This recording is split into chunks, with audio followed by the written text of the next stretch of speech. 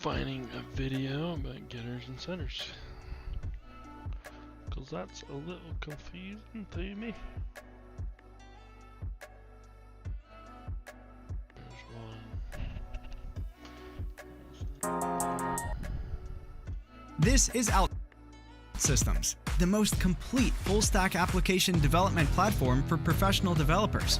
Hello my front-end friends and welcome back to the channel. If you're new here, my name is Kevin and normally I'm here to help you fall in love with CSS, and if not fall in love with it, at least be a little bit less frustrated by it. But today it's going to be a little bit different because we're just going to be trying to be amazed by CSS as much as possible.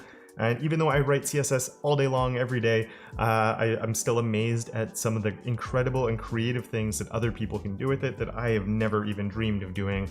And I want to go see what some of these amazing and incredible things are, and I want you to join.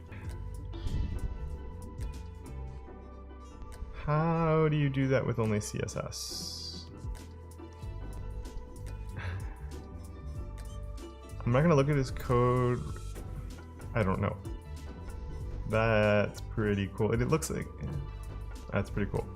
We're not going to dive too. Oh, so they're using Haml here to loop through. So I think there's just like 1 second. We're going to see really fast. And there should be like a loop somewhere in here, I'm guessing. Yeah, so there's like a million cells or something. Let's just do star outline 1 pixel solid red. Okay, so there we go. So there's all these different cells, and then based on which one you're hovering on, it changes. That's cool. So then it's depending on which cell you're, so that's why like anywhere within here it doesn't move. It's only, so there's like, I guess you could have more cells and make that a bit, that's really cool though. I really like that. That's super clever to do something like that. And it looks really good. Is there even like a lighting change on there? If it is, it's subtle. Maybe I'm imagining it, but whatever. I think that's awesome. That's by Vincent Durant. Wow, that's really cool. Really, really clever. I love these clever solutions. I'm happy I clicked on that one. All right, let's go see what else we can find. Free radicals. That looks pretty wild. Let's go check that one out. This is by Noah Blon. Nice. That's beautiful. That's... Okay, I'm getting distracted by CSS. Alright, here we go.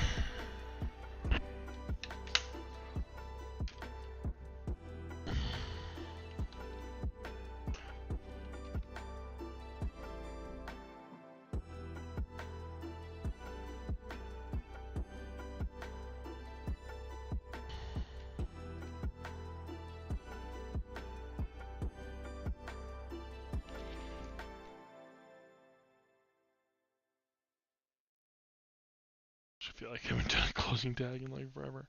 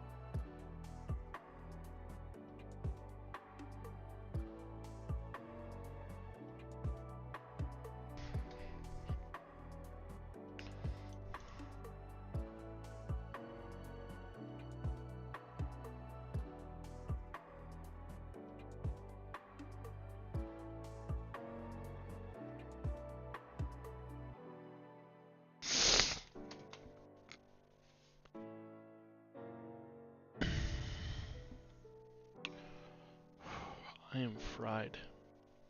I'm so warm. I'm so warm.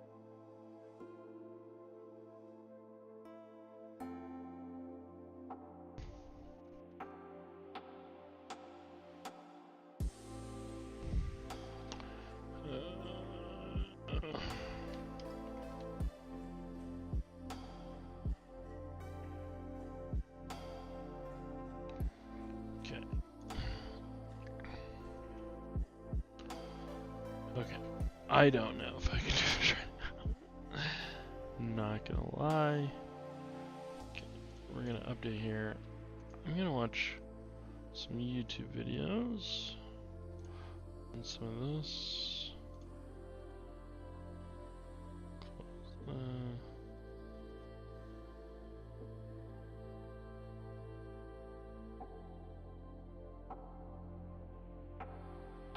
I'm a TopTal freelance. So nice. How's it going, guys? My name is Dom, and today I want to talk about getters and setters in JavaScript classes. So basically, getters and setters are used to define methods on a class, which are then used as if they're properties. So essentially, they look like properties, but they're actually methods of that class. So let's see with an example. I'm just going to define a class here in JavaScript, and we'll call this one square. Okay. For the constructor, let's just take in a single argument here called width, and that'll be the width and the height of the actual square. So inside here, let's just say this dot width is equal to that width parameter, and the same thing for the height. Okay. So now the square has a equal width and height. Okay. Now we have this basic square. So to work out the area of this square, it'll be the height multiplied by the width. Okay. So we can actually define a getter to achieve this. So down here, let's create a getter for the area. We can do this by typing out get, just like that, then a space, and then specify the name of your getter. And this will be the actual name that you type out as if it's a property. So let's just say get, and then put down area, followed by parentheses. Okay. Then the normal brackets there for the actual method body. So now, inside here, this is now basically a function. We can put any logic we want inside here. We can do anything. So let's just return this dot width multiplied by this dot height, and that'll give us the area of this square. So you can see how I put a return statement inside this block because it literally behaves as if it's a method. Okay, so now we can test this getter. We can create an instance of this square. So let's just go down here and say we'll say let's make a new variable and say we'll call this one square1 equal to a new square with a width and height of something like 25. Okay, so now down here, let's just console.log, and then we're going to call this area getter by typing out square1 and then dot area. So you can see how it essentially behaves like a property. Okay. Alright, so there's no need to put any parentheses here because yeah, it literally is a property, right? Now if I was to save this one and then refresh the browser, okay, we get 625 as a result. So 25 times 25 would be 625. Let's make that maybe 4, just so we can get a smaller number. So square of 4 width and height. Save and refresh, and we get 16. So you can see how we're calling this area getter, running this function body, but it behaves like it's a property. Okay, so that's the actual getter right there. So now let's actually create a setter. So a setter behaves basically in the same way. You can assign new values to your instance properties with a property like syntax. So you can actually do this. You can say square1 dot area equals and then something like 25, for example. So let's create this setter. So this right here, this line right there will actually convert this 25 into a width and height for these two properties. Okay, so back inside here,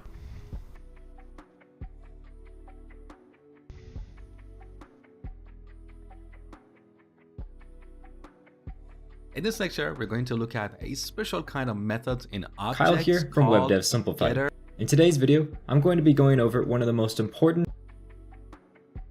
and setters. So let's imagine we have a person object with two properties. First name, we set this to Mosh, and last name, we set this to Hamedani. Now, somewhere in our application, we want to display a person's full name. So we have to do something like this.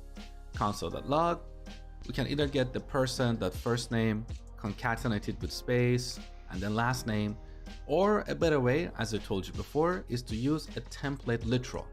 So we use the backtick, and then we add a couple of arguments here. So here's the first one. The argument is person.first name. Now we have a space, and here's the second argument, person.last name. However, the problem with this approach is that maybe there are multiple places in our application where we want to display someone's full name. With the current implementation, we'll have to repeat this template literal in multiple places. A better approach is to define a method in this object, call it full name, and move this expression right there. And then whenever we want to display a person's full name, we simply call that method. So we can add another key value pair, full name, but we set the value to a function. Or as I told you before, in ES6, we have a shorter syntax to add a method to an object. So instead of adding it as a key value pair, we can add it as a function without the function keyword. So if we want to define a function outside of an object, what do? We add function, the name of the function, parentheses, and curly braces. However, when we need to add this inside of an object, we just drop the function keyword. So you can see this new syntax is shorter and cleaner than the older syntax. Okay, so here's our full name method. We simply return this expression here. So I'm going to cut this and move it here. Now with this new implementation, every time we need to display someone's full name, we simply call person.fullname. Save the changes, we get Mosh Hamedani. Beautiful. However, there are a couple of problems with this approach. The first problem is that this is read-only. In other words, we cannot set a person's full name from the outside. It would be nice if we could do this, and then the first name and last name properties would be automatically set based on what we pass here. The other issue is that I don't like to call this like a method. It would be nicer if we could treat this as a property, so we could drop the parentheses like this. So how do we do this? Well, that's where getters and setters come in the picture.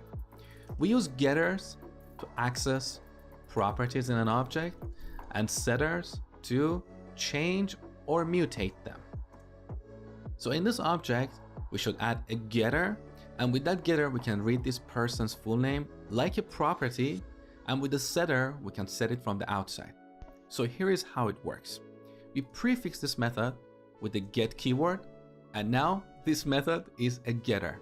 So we can access the full name like a property on line 15. Let me temporarily comment out this line. Save the changes. You can see our program is still working. Beautiful. So this is our getter. Now, to be able to set this from the outside, we need to add a setter. A setter is very similar. So we add the set keyword, the name of the property or method, and then code block. However, this method needs a parameter. We can call it value or anything. And the value of this parameter would be what we have on the right side of the assignment operator. So here, let's assume that value is a valid string. We need to split that string by a space, take the parts, and set the first name and last name properties. So value, we call the split method of strings.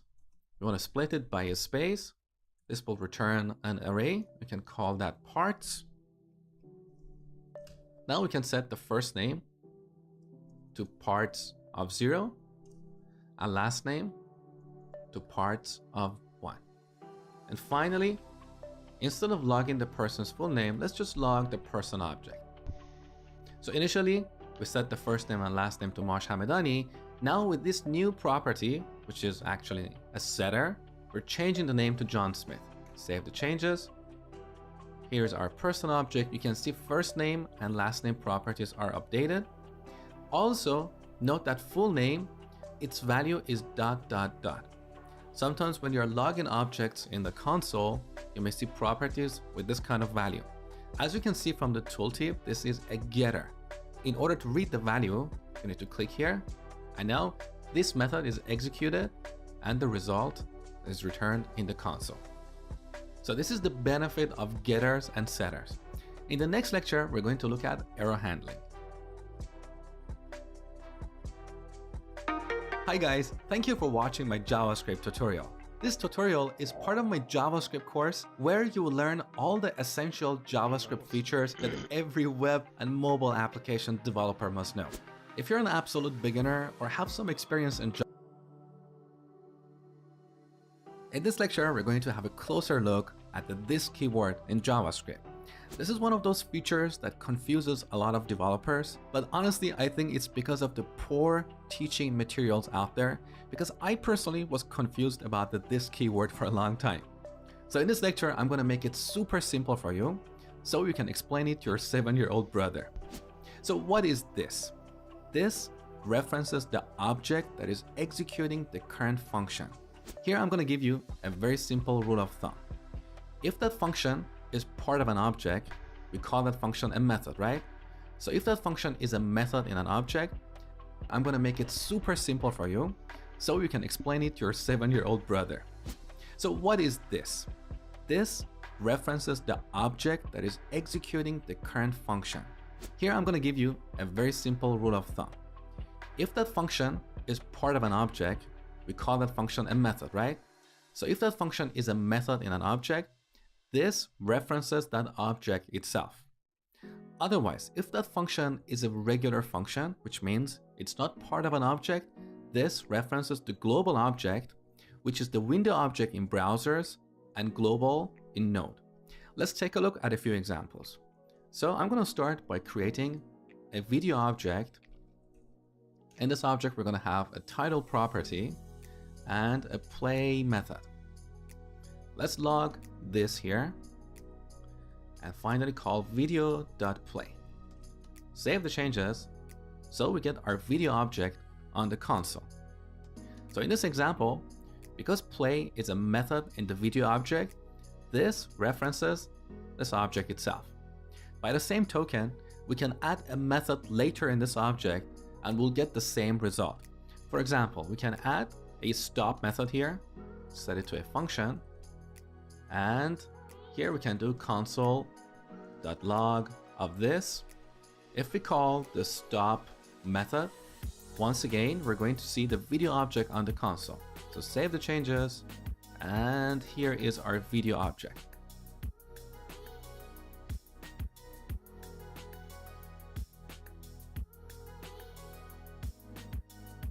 Because again, stop is a method in the video object. So that's an example of the first rule.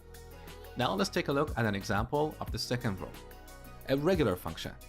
So let's delete this and instead add a function called play video. If we log this on the console, we're going to see the global object, which is window in browsers and global in Node.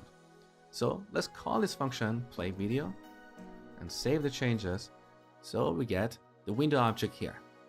Now, what if this is a constructor function? We call the constructor functions using the new operator. So let's rename play video to video with a capital V. That's the convention for constructor functions.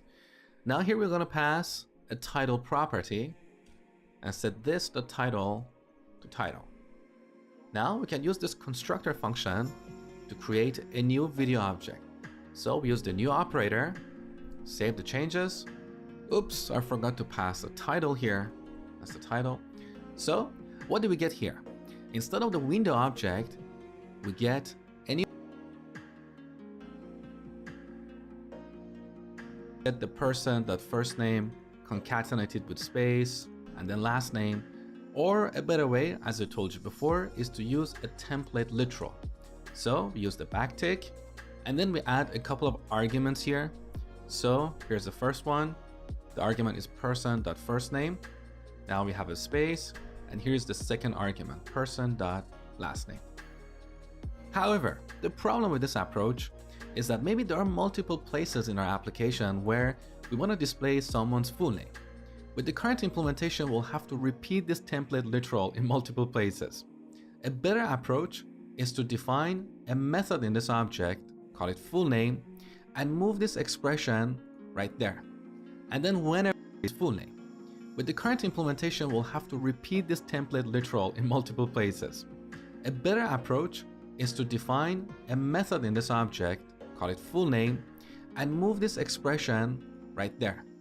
And then whenever we want to display a person's full name, we simply call that method. So we can add another key value pair, full name, but we set the value to a function.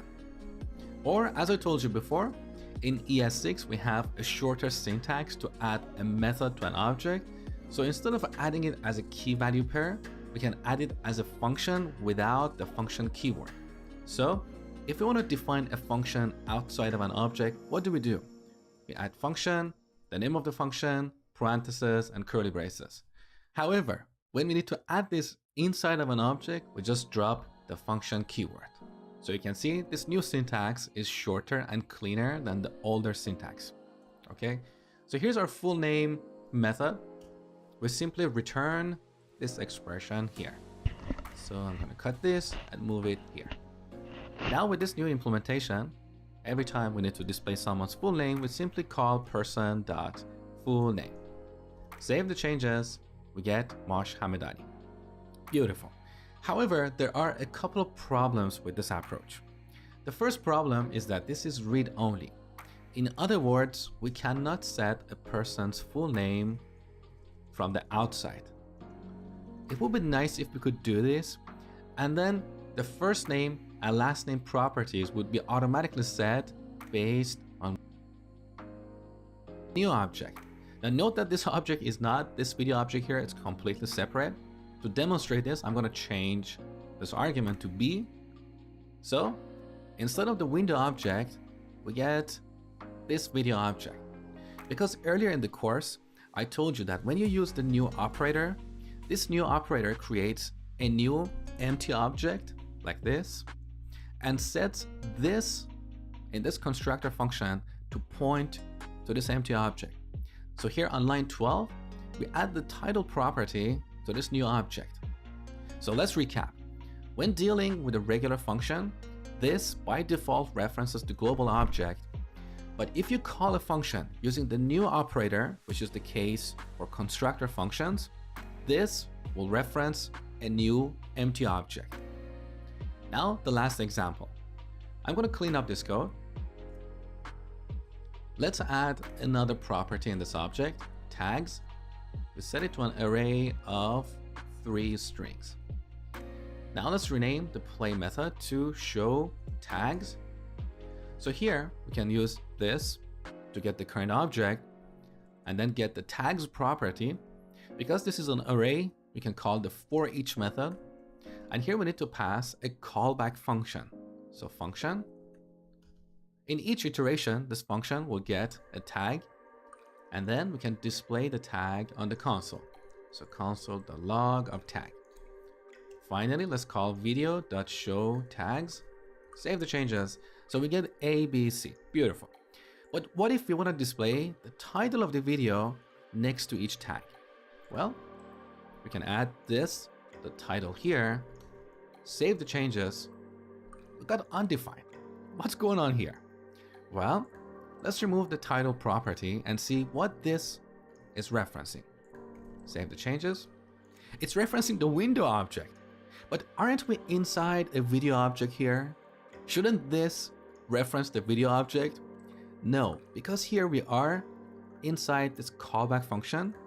This function is just a regular function. It's not a method in the video object. The only method we have here is show tags. So because this is a regular function, this references the global object. So it's the global object that is executing this anonymous callback function. But how can we solve this problem and display the title of the video next to each tag? Well, we have a few different solutions for this. In this particular case, the for each method has two parameters. The first parameter is our callback function. The second parameter is this arg. So we can pass an object here, and this will reference that object. For example, here I can pass a new object with the first name set to Mosh.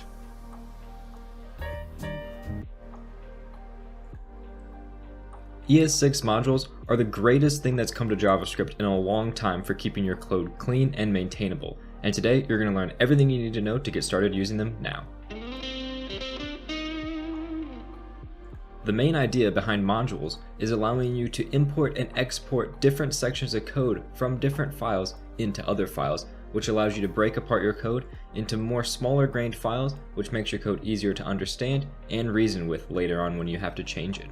So, to start, I have a simple class called user that has a bunch of information about a user. It has a user class and two functions for printing the user's name and printing the user's age. Now, what we want to do is export the different information about the user so that we can use it inside of our main.js function right here, which is being imported inside of our index.html file, as you can see here. So if we go into our users file, there's two different types of exports we can use. There's a default export, and then there's a standard export. So what we want to do is export this class of user as the export default. And there's two different ways to export things. The first way is to define it at the end of your file here, for example. So we could say export default user, and this is going to export the user object as our default thing for our user.js file. And then we can also use the normal export down here. So we say export, and then inside of curly brackets, we put other things we want to export. So here, so we say our user.js.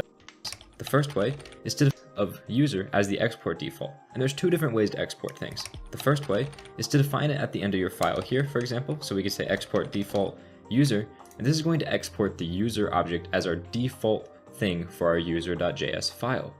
And then we can also use the normal export down here. So we say export, and then inside of curly brackets, we put baby needs some help with misses. I'm exhausted. So, good night.